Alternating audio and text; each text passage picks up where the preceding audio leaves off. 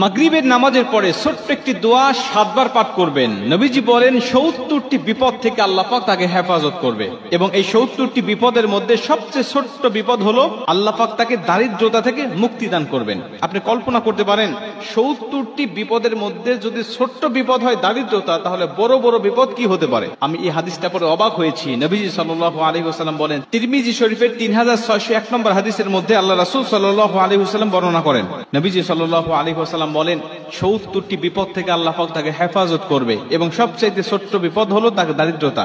আমরা কিন্তু দারিদ্রতাকেই সবচেয়ে বড় বিপদ মনে করি, অথচ নবীজি বলতেন না, এই 70টি বিপদের মধ্যে যত বিপদ আছে সবচেয়ে ছোট্ট বিপদ হলো দারিদ্রতা। বাদ বাকি 69টি বিপদ কত বড় বড় হতে পারে একটু কল্পনা করেন আপনি। তার মানে আপনি যদি দোয়াটি নিয়মিত পাঠ করেন, আপনার যত বড় অসুস্থতা থাকুক না কেন আল্লাহ পাক আপনাকে পরিপূর্ণ শেফা দান করবে। আপনি যদি এই দোয়াটা পাঠ করেন, আপনি যত বড় বিপদের মধ্যে থাকেন না কেন, আপনার দেওয়ালে পিঠ ঠেকে গেছে কোনো সমস্যা নেই, আল্লাহ পাক এই কঠিন বিপদ থেকেও আপনাকে হেফাজত করবে।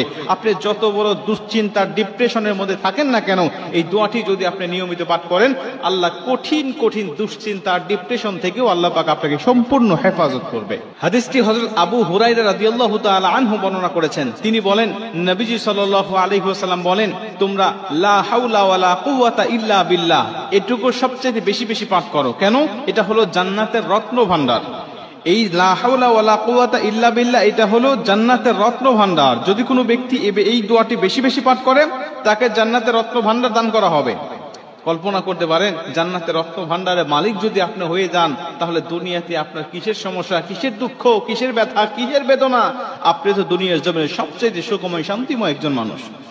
নবীজি বলেন হাদিসের শেষে, এই ব্যক্তি যদি লা হাওলা ওয়ালা কুওয়াতা ইল্লা বিল্লাহ বলার পাশাপাশি যদি আরেকটু যোগ করে বাড়িয়ে দেয়, লা হাওলা ওয়ালা কুওয়াতা ইল্লা বিল্লাহ ওয়ালা মানজা মিনাল্লাহি ইল্লা ইলাইহি, রাসূল সাল্লাল্লাহু আলাইহি ওয়াসাল্লাম বলেন লা হাওলা ওয়ালা কুওয়াতা ইল্লা বিল্লাহর পাশাপাশি ওয়ালা মানজা মিনাল্লাহি ইল্লা ইলাইহি এটুকু যোগ করে যদি কোনো মানুষ তেলাওয়াত করতে পারে, আমল করতে পারে, পাঠ করতে পারে, আল্লাহ পাক তাকে কঠিন কঠিন 70টি বিপদ থেকে তাকে হেফাজত করবে।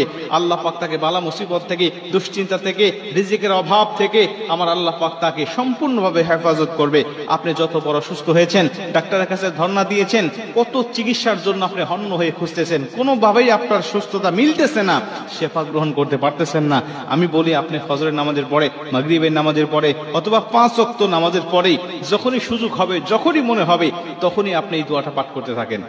একাধিকবার পড়েন, 5 বার, 7 বার, 10 বার, 100 বার পর্যন্ত আপনি তেলাওয়াত করতে থাকেন। ইনশাআল্লাহ আল্লাহর উপরে তাওয়াক্কুল রেখে যদি আপনি এই আমলটা করতে পারেন, আমার আল্লাহ অবশ্যই